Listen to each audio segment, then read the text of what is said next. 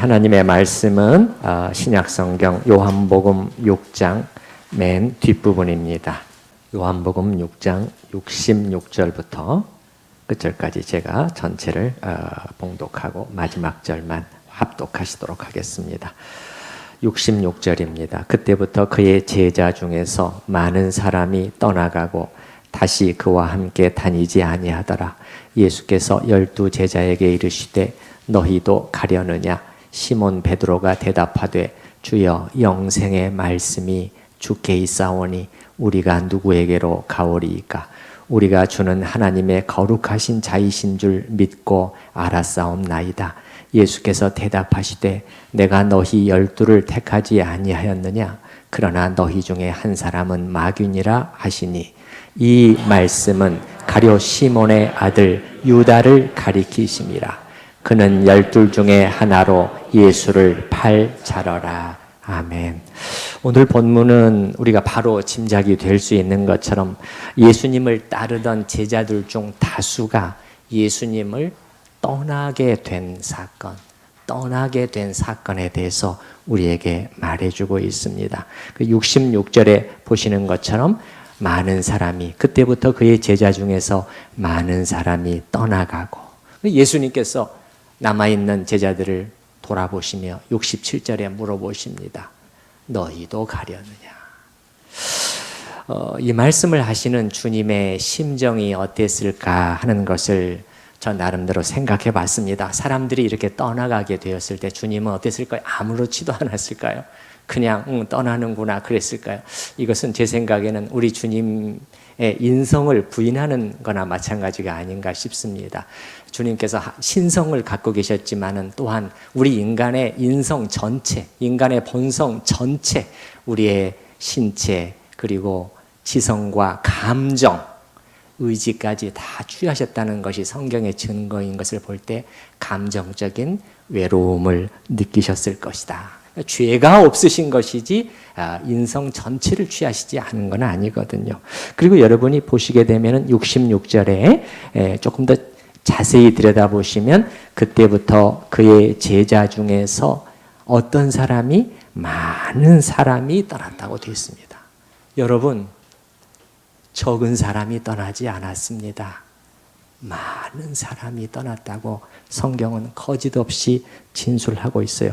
더군다나 이 많은 사람들은 어느 날 집회에 잠시 왔다가 떠난 사람들이 아니었고요. 함께 하던 사람들이었습니다. 여러분 66절 다시 한번 보셔요.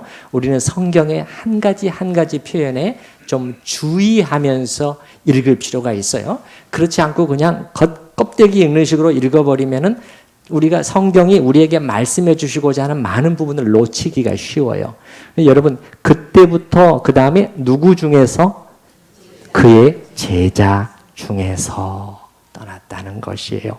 함께 하다가 고개를 젓고 떠나버린 것입니다. 여러분 우리가 이렇게 함께 하나님을 섬기던 동료들이 떠나면 어떻게 될까요? 인간이라면 누구나 외로움을 느끼게 되어 있는 것입니다. 저는 주님께서 그분의 이 땅에서의 사역 중에서 자주 고난과 고독감을 느끼셨다고 의심 없이 믿습니다. 의심 없이 믿어요. 그래서 그 벌코프와 같은 신학자는 주님의 순환에 뭘 넣냐면은 고독감을 집어넣고 있죠. 고독. 예.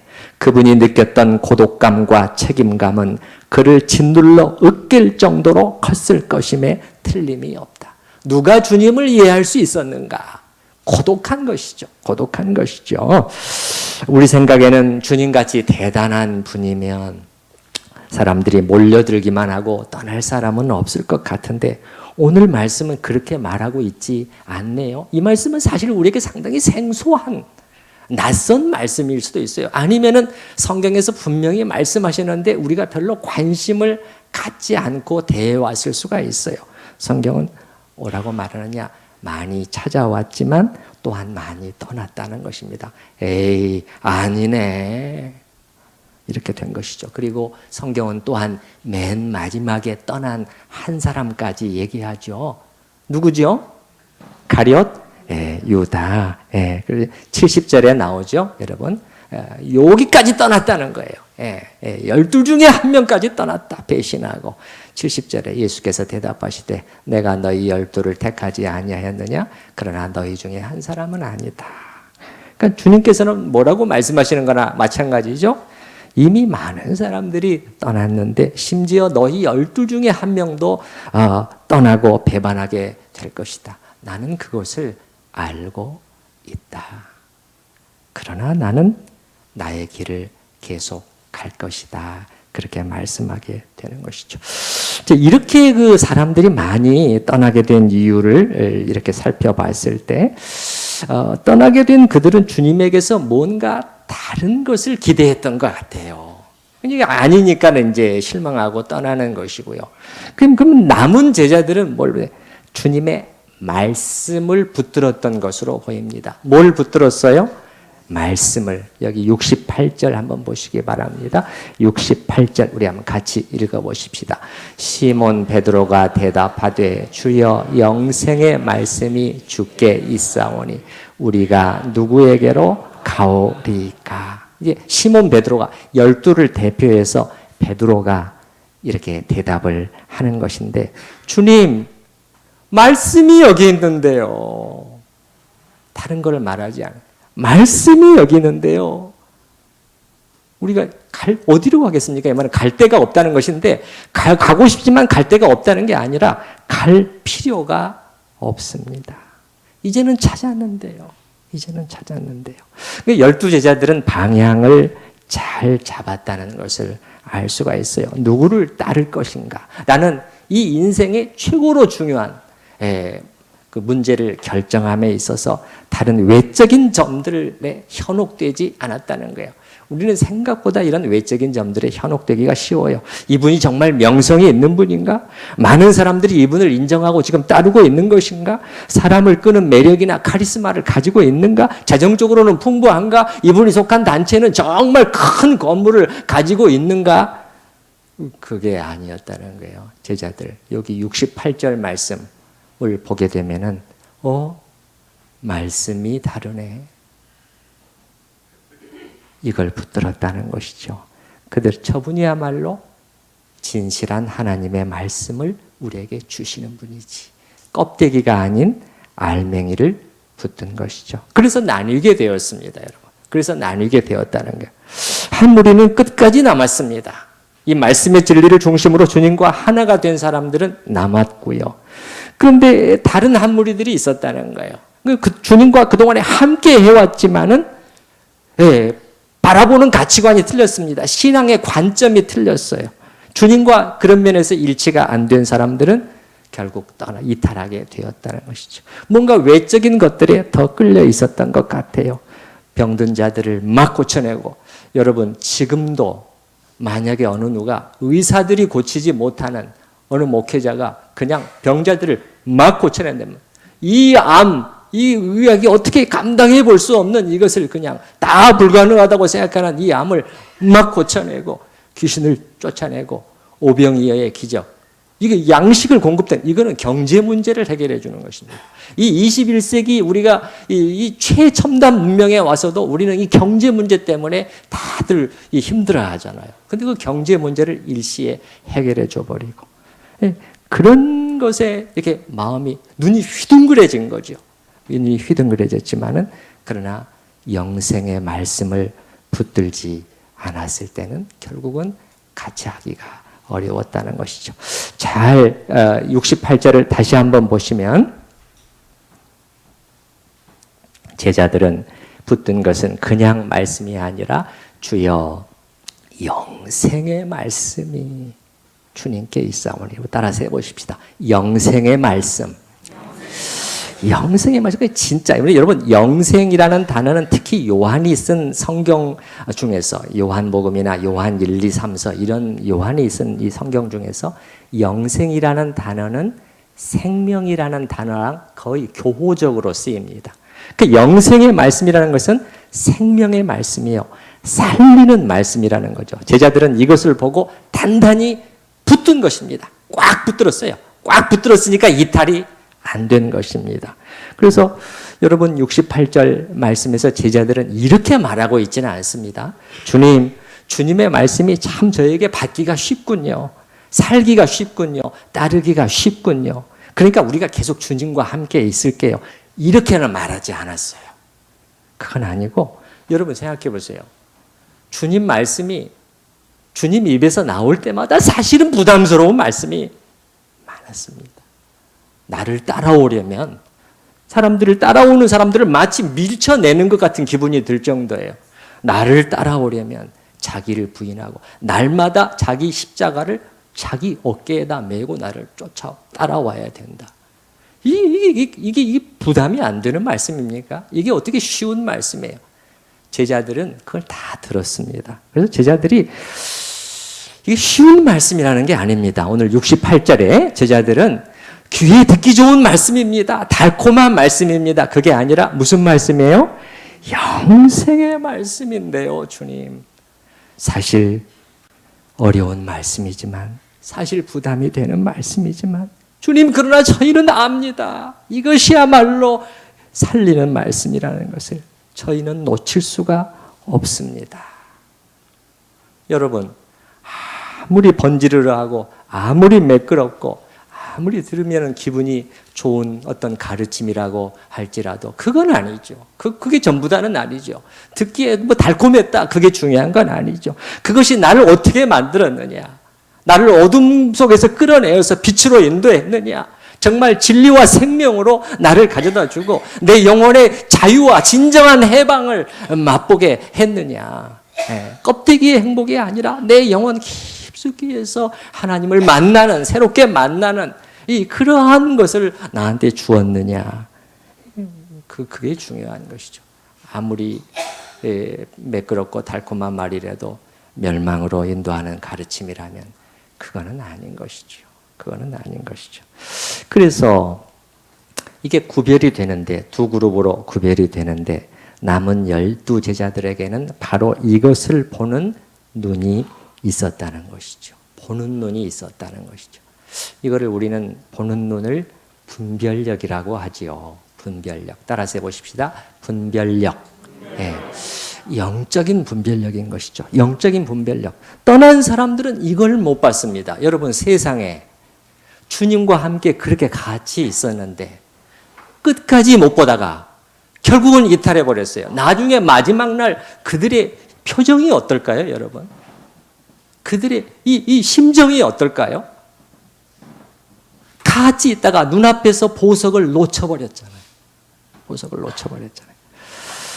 12제자는 이것을 보는 눈이 있었다는 거예요. 쉬운 말씀이었다고 그들은 절대 생각하지 않았습니다. 왜냐하면 주님의 말씀을, 가르침을 이미 계속 들어왔거든요. 어떤 가르침을? 생명으로 인도하는 문은 좁고 길이 협착하여. 협착하다는 것은 뭐냐면은 걷기 쉬운 길이 아니라는 것입니다. 예. 그러나 그것은 생명으로 인도하는 문이다. 그것을 알았다는 것이죠. 우리 떠난 사람들을 조금 더 말씀을 통해서 한번 좀 살펴볼 필요가 있는데요. 자, 이 외적인 현상에 끌려서 왔는데 그들이 기대했던 것은 뭐냐면 주님께서 좀 이적을 막 계속 행하시면서 그냥 그렇게 하면서 사람들을 끌어모으고 추종자들을 많이 확보해가지고 세력을 구축하고 이 땅에서 정말 왕 삼으려고 했잖아요. 그 정도로 인기가 있었단 말이에요. 최고의 인기죠. 인기 투표를 하면은 뭐 대통령 인기, 지지 투표 그렇게 하잖아요. 오늘날 다 땀을 흘리잖아요. 얼만큼 몇 %가 올랐느냐? 이게 90% 이상인 거예요. 대단한 것이죠. 그렇게 좀 했으면 좋겠는데 주님은 자꾸 그것보다는 가르치신단 말이에요. 말씀하세요. 여러분, 요한복음 6장을 이렇게 쭉 펼쳐보시면요. 만약에 색깔로 표시된 성경에서는 빨간 글씨가 많이 나오죠? 이 빨간 글씨는 뭡니까? 예수님의 말씀이거든요. 예수님은 계속 가르치시는, 계속 말씀하시는데, 근데 그 말씀이 좀 마음을 편안하게 해주는 말씀이면 좋겠는데, 좀 크고 넓은 길을 우리에게 말씀해 주셨으면, 이렇게 예수님께서 멸망으로 인도하는 문은 크고 그 길이 넓다고 그랬잖아요. 크고 넓은 길을 좀 말씀해 주셨으면 좋겠는데 아니에요. 자꾸 걸림이 되는 말씀을 주신단 말이에요. 걸림이 되는 말씀을 주셔요. 그래서 여러분 66절에 오늘 우리가 66절부터 읽었습니다만은 어떻게 무슨 단어로 시작합니까? 66절이 그때부터 이렇게 되어 있잖아요. 그때부터 이 말은 무슨 바로 이 시점부터 2일 후로는 이렇게 2일 후로는 무슨 일인가 있었다는 거예요. 이거는 앞쪽을 살펴보게 되면 예수님이 주신 말씀과 관련된 거. 이 말씀을 못 받겠다 이것입니다. 여러분 예를 들어서 61절 한번 말씀을 보시기 바랍니다. 61절 앞쪽에 예수께서 스스로 제자들이 이 말씀에 대하여 수군거리는 줄 아시고 이르시되, 그 다음에 같이 읽어보십시다. 이 말이 너희에게 걸림이 되느냐? 결국은 요 걸림이 된 사람들이 66절에 떠나게 된 사람들인데요. 어떤 말씀에 걸림이 되는, 이 걸림이 되는 내용이 무엇이었느냐? 오늘 그걸 자세히 설명을 하는 것은 오늘의 목표는 아니에요. 그러나 무슨 일인가가 있었단 말이에요. 무슨 일이? 예수님의 말씀이 마음속에 걸려버렸어요.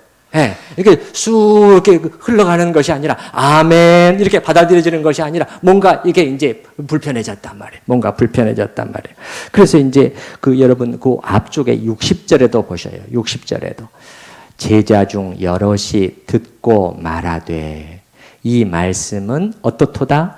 어렵도다. 누가 들을 수 있느냐? 어렵다는 말은 단순히 이해하기 어렵다 그런 의미 이상입니다. 뭔가 거부감이 생긴 거예요. 예수님의 이 말씀에 대해서 거부감이 생긴 것입니다. 어려워, 받기 어렵다. 이거 누가 이 말씀대로 할 수 있냐? 누가 이 말씀 믿고 따를 수 있겠어? 이렇게 된 것이죠. 예수님은 또 참으시고 그들에게 다시 당부해 주십니다. 얘들아, 그게 아니라 내가 여러분에게 가르치는 이 말씀이 영이요 생명이다. 영이요 생명이라고 말씀해 주세요. 그 온도가 생명이다. 살리는 말씀이다. 그럼에도 불구하고 결국 끝까지 거부하는 것을 볼 수가 있어요. 여러분 63절 말씀을 보시기 바랍니다. 63절 살리는 것은 영이니 육은 무익하니라. 그 다음에 같이 읽으십시다. 내가 너희에게 이른 말은 영이요 생명이라. 내가 너희에게 들려주는 말이 생명의 말씀이야. 이게 살리는 거라니까. 예수님이 안타까움으로 말씀하시지만 그러나 그 굳어진 마음, 강팍해진 마음은 돌아오지 않습니다. 64절을 보면 알 수 있죠.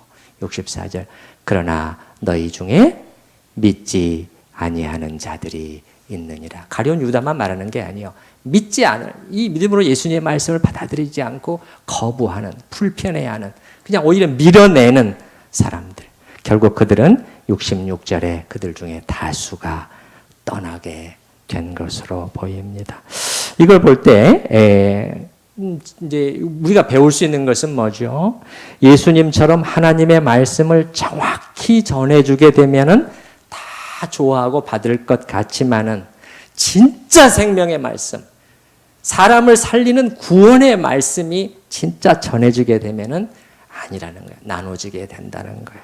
우리에게 어려워 힘들어하고 이렇게 거부감으로 반응하는 사람들이 있는가 하면은 12제자와도 같이 힘들어도 주여 영생의 말씀이고 아멘 아멘 이렇게 하는 사람들로 나뉘어지게 된다는 거예요. 그러니까 다시 한번 말씀을 드리면은 이 예수님의 말씀이 부담된다고 해도 가슴으로 받아들이고 영생의 말씀을 꽉 붙들고자 하는 사람들이 생겨나는가 하면 반대로 이 말씀에 걸려 하면서 힘들다, 어렵다, 받기 힘들어 이렇게 하는 사람들도 생겨난다는 것을 오늘 본문을 통해서 우리가 명백히 알 수가 있는 것이죠. 제가 종종 인용하곤 하는 A.W. 토저 목사, 이분같이 훌륭한 목사님의 교회에서도 그런 일이 있었나 봐요. 그래서 이분의 그 설교 중에서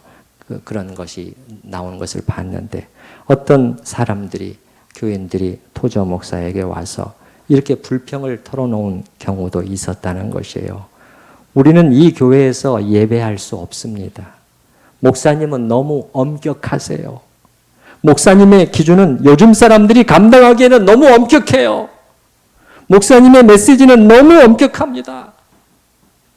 우리에게 너무 우리 이 수준 지금 다 그렇게까지 다 그 다른 요즘 사람들이 감당하기에는 다른 교회들에서는 아닌데 왜 당신만 이렇게 되는 것이죠. 거부감이 나오고 불평이 나오는 것이죠. 그런데요, 여러분, 그런데요. A.W. 토저 목사가 거기에 대해서 하는 말은 내가 나의 성도들에게 유일하게 미안한 점이 있었다면 나는 무엇을 미안해했는가? 그 말을 들었을 때 내가 이런 수준을 말씀을 통해서 설교하고 또 실제적으로 목회를 통해서 요구하고 했던 그것을 미안해한 것이 아니라 무엇을 미안해했느냐? 진정으로 하나님의 말씀이 이렇게 말하는데 나는 거기까지는 사실 얘기를 못했다. 거기까지 얘기하지 못한 것, 나는 그것이 나의 사랑하는 성도들에게 유일하게 미안한 점이었다. 유일하게 미안한 점이었다. 여러분, 왜 그렇지요? 왜 이 점을 미안해해야 할까요? 목회자가 성도들을 진짜 사랑하고 아낀다면 그 영혼의 그 참된 그것을 영혼이 참된 진리와 자유에 이르기를 원하고 있다면은 어떻게 해야 된다는 거예요? 성경에서 제시하는 수준을 조금도 낮추지 않고 있는 그대로 전할 수밖에 없다는 것이에요. 왜 그렇죠? 그것이 성도들에게 유익한 길임을 알기 때문에 자녀를 사랑하는 부모는 자녀가 듣기 싫어해도 유익하고 바른 길을 계속 얘기해 주지 않을 수가 없는 것이죠.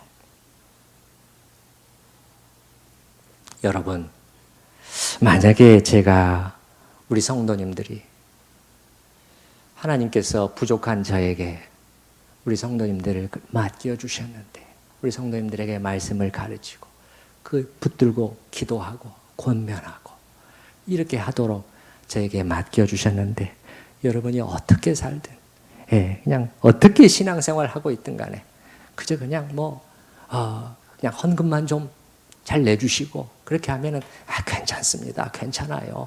그래도 구원은 받으신 거니까요. 괜찮아. 이렇게 말씀드렸는데 만약 하나님의 말씀에 비추어 봤을 때 전혀 괜찮지가 않다면 그거는 간단한 문제는 아닌 것이죠. 이런 상상까지도 저는 해봅니다. 지나친 상상일지는 모르겠습니다만은 만약에 우리 성도님들 중에서 마지막 날에 저를 향하여 아니 그때 그렇게 살아도 된다고 하셨잖아요.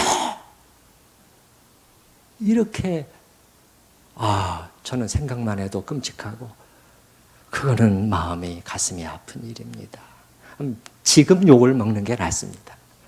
지금 욕을 먹겠습니다. 네네. 존 파이퍼 목사님과 같은 경우는 그래서 이렇게 말씀해요. 주일 아침에 천국과 지옥이 왔다 갔다 하는 것을 느낀다는 거예요. 보통 자리가 아닙니다. 이 예배의 자리가. 그래서 제가 이 예배의 자리를 또 중요시하는 것이고 저도 말씀의 사역자로서 가볍게 이 자리에 서지를 않고 천국과 지옥이 왔다 갔다 한다는 거예요. 천국과 지옥이. 한 영혼이 지옥을 향하여 흘러가는 그 영혼들을 붙들어서 다시 방향을 바꾸도록 해야 하는 막대한 책무가 이 목회자에게 있는 것을 알기 때문에 나는 외치지 않을 수 없다 하는 것이 존 파이퍼 목사의 하는 말이죠. 여러분, 우리는 바로 지난 주일에도 성경이 우리에게 요구하는 수준을 확인했지 않습니까? 어느 정도 성경이 요구하는 수준 낮출 수가 없었습니다. 디모데후서 말씀, 그리스도의 좋은 군사가 되자. 이 말씀 제가 여러분께 전해드렸는데 군사의 한 가지 특징을 살펴봤습니다. 군사의 한 가지 특징은 자기 생활에 얽매이지 않는다는 성경의 말이죠. 이 말은 자기 일을 전혀 하지 않음이 아니라 뭐라는 거예요? 우선순위를 명백히 하는 그것을 성경은 요구하고 있는 것이다. 따라서 해보십시다. 우선순위. 주님과 그분의 나라가 과연 내게 조금이라도 우선순위로 이렇게 자리 잡고 있느냐 하는 것을 돌아보라는 것이죠. 예를 들어서 여러분 생각해 보십시다. 우리가 주일에 이 예배의 자리에 나와서 하나님께 빠짐없이 예배를 드리고 있는. 하나님 앞에 나와서 성도와 모든 하나님의 자녀들과 함께 이 예배 드리는 것, 예배가 중요하다고 우리가 말씀을 드렸는데, 예를 들어서 정말 우선순위를 이 부분에 있어서 여러분이 명백하게 하고 계신가요? 저는 대부분이 우리 성도님들이 잘하고 계신 것을 알고 있고, 우리 어떤 성도님은 저 남도 끝에서 매주 올라오셔요. 그런 분들도 계시죠. 저도 4개월 동안 그렇게 해봤는데 생각보다 힘들었습니다. 쉬운 일이 아니에요. 그런데 여러분의 마음속에서 내가 어떤 일이 있어도 주일만큼은 지키리라. 아멘이 나올 줄 알았는데 아멘이 네. 이 자세, 이 각오, 이 단단한 다짐이 우리에게 있느냐는 거예요. 우선순위죠. 내 마음속에 우선순위를 명백하게 하는 것이죠. 그렇지 아니하고 무슨 개인적인 일, 무슨 사정이 있거나 하면은 그냥 뭐 빠질 수도 있는 거지, 뭐 한 번 정도. 네. 여러분, 이게 우선순위가 벌써 보이는 것이죠. 전에 중국에서 아시안 게임이 열렸을 때 이런 일이 있었어요. 국가 대표로 출전한 한 여자 바둑 선수가 말이죠. 자신의 신앙 때문에 주일에 바둑 경기에 출전하는 것을 포기를 해서 언론에 보도된 적이 있었어요. 중앙 일간지에 이 기사가 보도가 됐는데 제가 한번 일부 기사를 그대로 읽어드려 볼게요. 오는 11월 열리는 광저우 아시안게임 바둑 국가대표로 선발된 조 누구누구 8단. 나이가 25살이었네요. 그 당시에. 조 누구누구 8단이 종교적 소신으로 휴일에 예정된 바둑 경기에 출전하지 않기로 해 관심을 모으고 있다. 국가대표 선수가 종교적 소신 때문에 국제 경기 출전을 포기한 것은 국내에서 처음이다. 조 8단은 27일에 이렇게 말을 했다는 거예요. 주일, 괄호해 놓고 기자는 일요일 이렇게 썼습니다. 그는 주일이라고 말했는데 이건 일요일이에요. 우리에게 가르쳐 주는 것이죠. 주일에는 예배 외에 아무 일도 해선 안 된다는 기독교의 주일 성수에 따라 이번 아시안게임 바둑 경기 중 일요일에 열리는 페어 종목에는 참가하지 않을 방침이라고 밝혔다. 그는 주일에 대국을 하지 않는다는 소신을 지금까지 지켜왔고 아시안게임에서도 마찬가지라며 페어 종목은 아마 두 사람 2대2로 대국을 두는 그 바둑인 것 같습니다. 페어 종목에는 출전하지 않고 평일에 벌어지는 단체전에서 최선을 다하겠다고 덧붙였다. 조 8단은 국가대표로 발탁되기 전 미리 양 누구누구 감독과 윤 누구누구 코치에게 대표에 선발되더라도 주일 성수를 하겠다고 밝히고 양해를 구한 것으로 전해졌다. 무슨 말이죠, 여러분? 미리 분명히 했다는 거예요. 나한테는 이것이 우선순위로 분명합니다. 딱 정하고 그렇게 하고 저를 선발해 주시려면 해주세요. 나머지 부분에서는 최선을 다하겠습니다. 국가를 위해서. 그러나 저에게 우선순위는 이것입니다. 결심이 단단히 서 있는 것이죠. 그래서 제가 한번 그 사진을 봤는데요. 그렇게 예쁜 얼굴은 아니더라고요. 그런데 얼마나 멋있어 보이는지. 얼마나 멋있어 보이는지. 조 8단은 4명의 여자 국가대표 중 실력이 최고로 꼽히고 있어 페어와 단체전 모두에 출전할 것으로 예상됐지만 페어 종목이 하필 일요일에 열리는 바람에 출전을 포기한 것이다.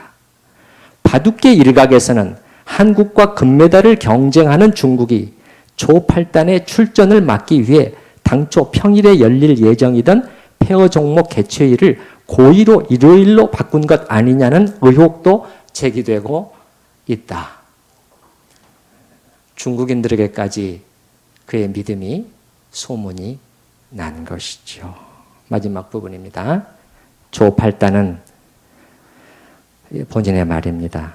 국가를 대표해 경기에 나서면서 종교적 소신을 고집하는 게 이기적인 것이 아니냐는 일부 지적도 있지만 신앙인으로서 휴일에 경기를 하는 것은 내게 너무 어려운 일이라고 말했다. 바둑 선수로서 이것만큼 중요한 일이 있을까요?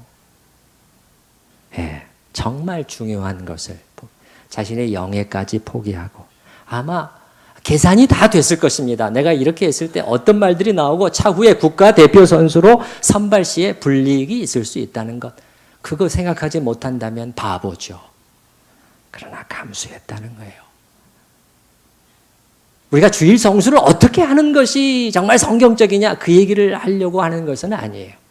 얘기해 볼 것들이 많이 있겠죠. 그러나 적어도 하나님 앞에 이 예배의 자리를 끝까지 지킨다. 이 우선순위. 불과 25살밖에 되지 않는 젊은이가 나이가 중요한 것은 아니구나. 나이가 중요한 것은 아니구나. 한 바둑 선수가 하나님의 말씀을 따라 신앙생활을 제대로 해보려고 해도 어떻게 되는 거예요, 여러분? 그리스도의 군사로서 우선순위를 분명히 해야 되기 때문에 이렇게 불편한 일이 생긴다는 게 대가를 뭔가 치러야 되는 일들이 생긴다. 여러분 여기에 우리가 한번 우리 자신을 대비를 해보신다면 어때요? 너무나 많은 현대의 그리스도인들이 갈수록 편안한 신앙생활을 원해요. 좀 편하게 해주는 교회, 편한 말씀, 요거죠, 요거. 그런 교회를 찾는 것이죠. 조금 전에 그 토저 목사의 교회에서 있었던 일을 제가 말씀을 드렸는데 토저 목사는 이렇게 그 뒤에 덧붙이고 있습니다. 목회자란 괴롭더라도 설교가 너무 수준이 높다, 엄격하다고 불평을 해오는 교인들. 그분의 표현을 그대로 옮겨보겠습니다. 우리는 다른 교회를 찾아야 하겠습니다. 쉽게 다닐 수 있는 교회, 정말 느긋하게 신앙생활 할 수 있는 교회로 옮겨야 되겠습니다. 라고 말해오는 신자들과 작별 인사를 할 준비를 하고 있어야 한다. 그랬으면 그랬지 하나님의 말씀의 수준을 낮추게 되면 그건 치명적이라는 것이지요. 오늘 본문 말씀을 제가 가만히 이렇게 살펴보게 되면은 우리 주님과 같은 경우에도 사람들이 떠나갔을 때 어떻게 하셨을까? 물론 주님의 마음은 좋지 않았다고 제가 말씀드렸죠. 외로움도 느끼셨고요.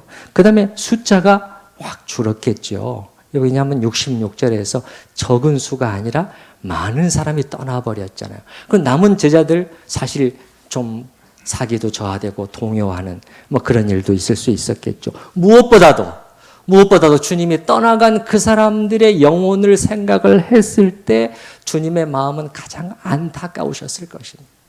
안타까워. 여러분 여기 잘 보시게 되면 66절에 그때부터 그의 제자 중에서 많은 사람이 떠나가고 이렇게 되어 있잖아요. 따라서 해보십시다. 떠나가고. 이 떠나가고는 이 표현은 배교를 가리키는 실제적인 그 예수 신앙을 버린 것을 그 암시하는 표현이라고 학자들은 그렇게 얘기를 해요. 실제로 그 다음에 다시 그와 함께 다니지 아니하더라. 돌아오지도 않았습니다. 돌아오지도 않았어요.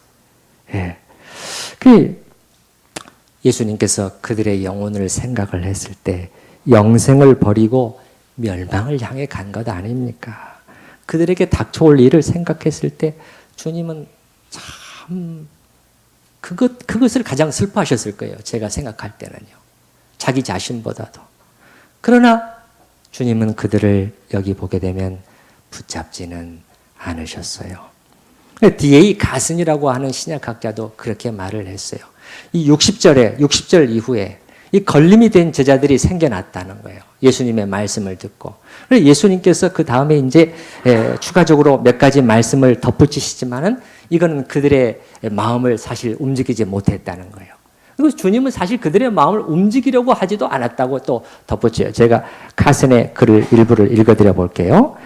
예수께서 추가적으로 덧붙이신 말씀들은 그들이 떠나간 사람들이 그의 예수의 말씀들 속에서 발견하였던 걸림을 제거하는데 아무것도 할 수 없었고 예수 자신도 그것을 기대하지 않았기 때문에 그들의 입맛에 맞는 말씀들로 그들을 구슬리려고 하지 않았던 것이다.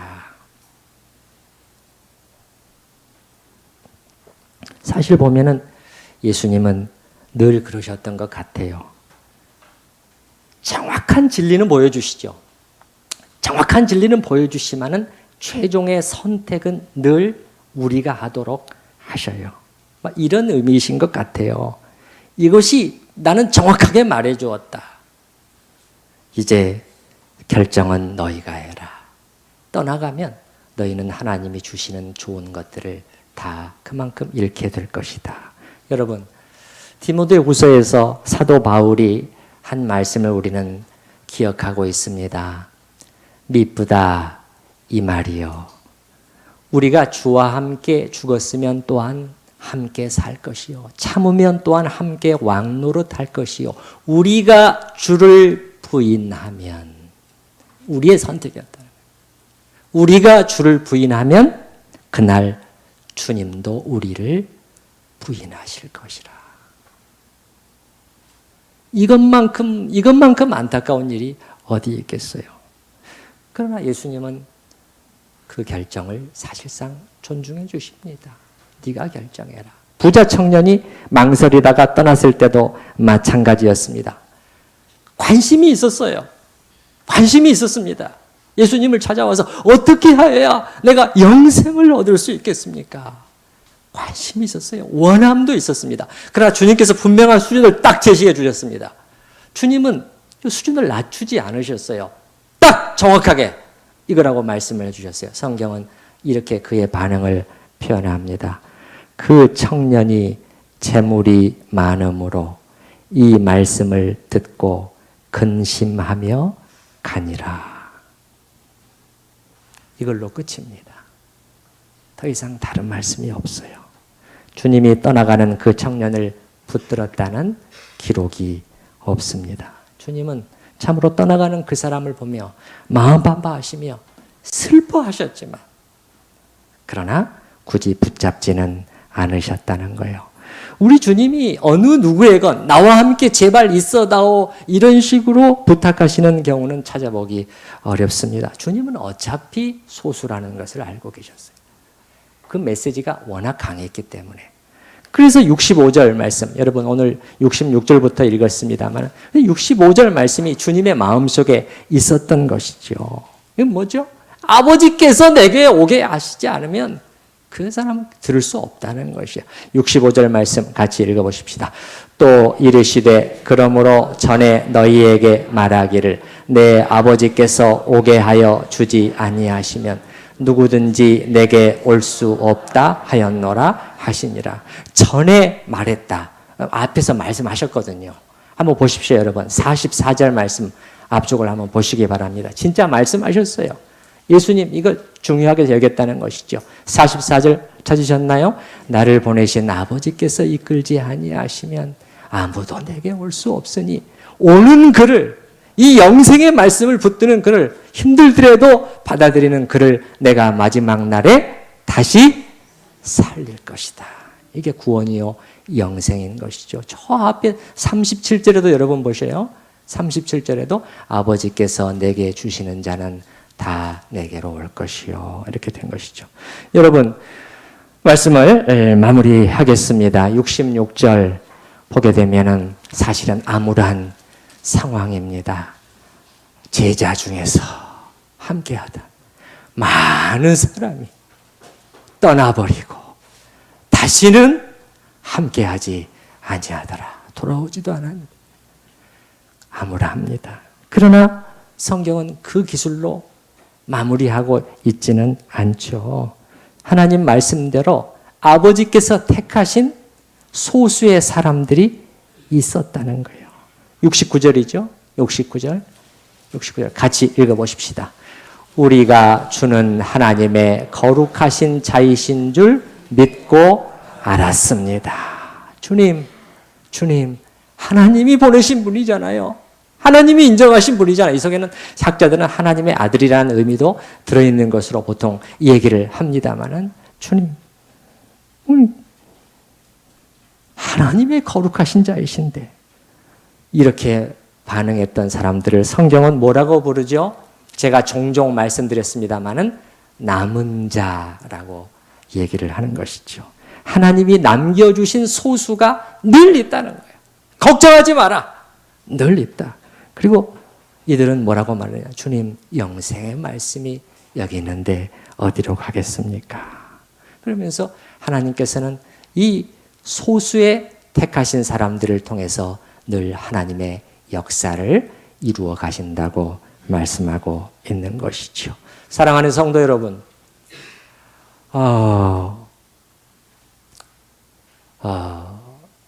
주님께서 저와 여러분을 부르고 계십니다. 어떤 길을 택할 것인가?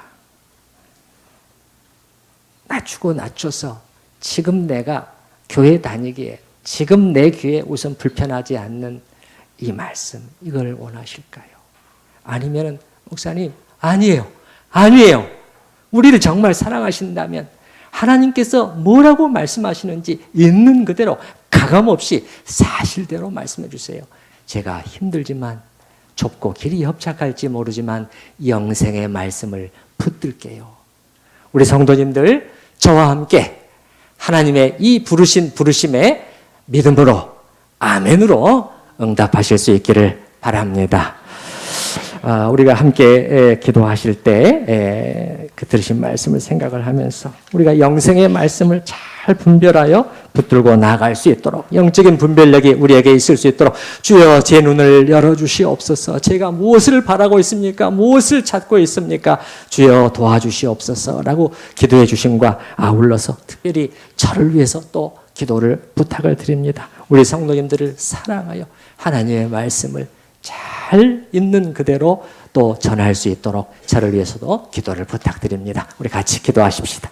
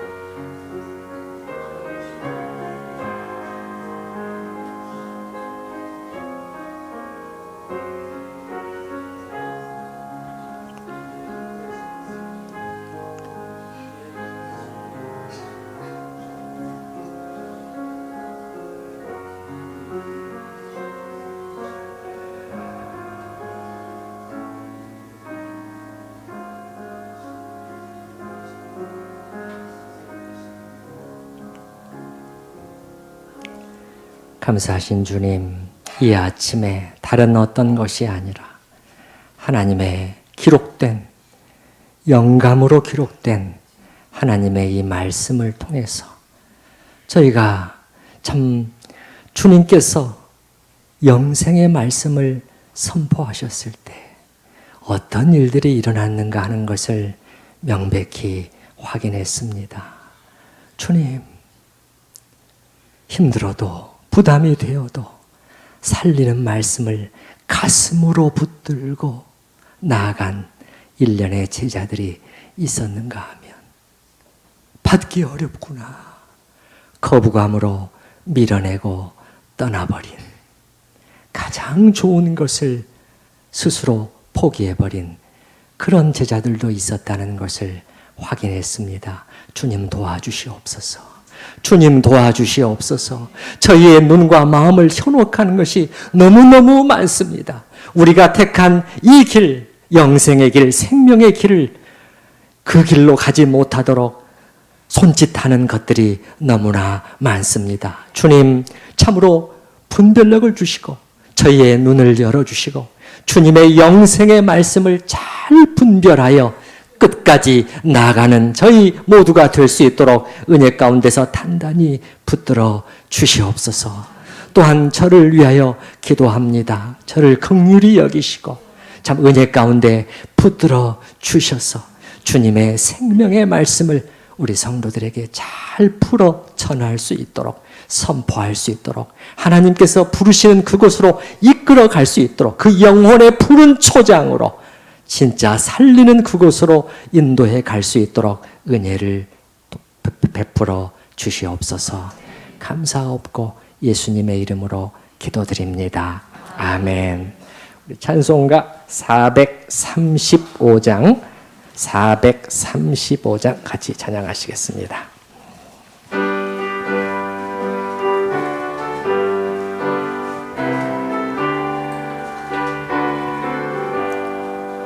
나의 영원하신 비와 생명보다 귀하다. 나의 갈 길 다가도록 나와 동행하소서. 주께로 가까이 주께로 가오니 나의 갈 길 다가도록 나와 동행하소서. 세상 부귀 아니함과 모든 명예버리고 험한 길을 가는 동안 나와 동행하소서. 주께로 가까이 주께로 가오니 나의 갈 길 다가도록 나와 동행하소서. 어두운 골짝 지나가며 험한 바다 건너서 천국문에 이르도록 나와 동행하소서.